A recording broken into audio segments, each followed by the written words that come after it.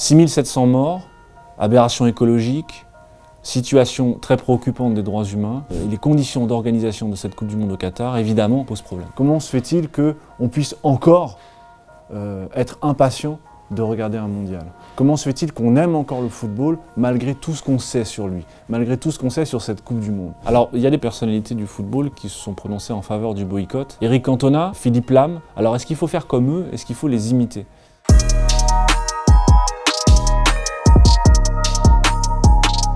Si la question du boycott est prégnante, elle n'est pas pour autant si évidente. C'est-à-dire que boycotter, c'est comme jeter un tissu sur une statue. Vous ne voulez pas voir le visage, mais la statue elle est toujours là, elle sera toujours au milieu de votre salon.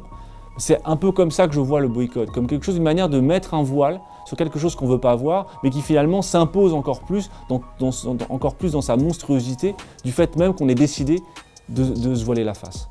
Donc je crois que le boycott est une mauvaise réponse à une bonne question. C'est plutôt le dilemme, c'est ça qui est intéressant à penser, et le vertige que ça représente. Est-ce qu'on peut abandonner ce type de rituel mondial, universel comme le mondial?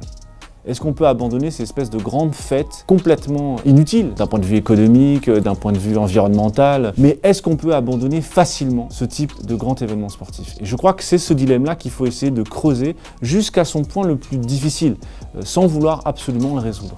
Parce que je crois que le football est lié à quelque chose de viscéral, d'intime, et qui est lié essentiellement en réalité à l'enfance. Et on renonce pas si facilement à son enfance. On se souvient de son premier mondial, on se souvient du premier match qu'on a vu. C'est un événement qui est rituel, qui arrive tous les 4 ans, donc on a le temps de préparer, dont on a le temps de se souvenir, qu'on a le temps de se célébrer. Il n'y a rien de pire pour un amateur de football que de voir sa sélection en dehors du mondial. 3,5 milliards de personnes s'arrêtent pour regarder les matchs de la Coupe du Monde. Et ça, c'est un événement majeur pour quiconque s'intéresse à l'histoire des hommes. Alors on peut dire, qu'est-ce que ça pèse à côté de 6500 morts, à côté du manque de respect des droits humains? Effectivement, c'est pas si facile de boycotter le mondial parce que c'est lié à quelque chose de viscéral, à quelque chose de presque d'archaïque, mais c'est pas pour ça qu'il ne faut rien faire.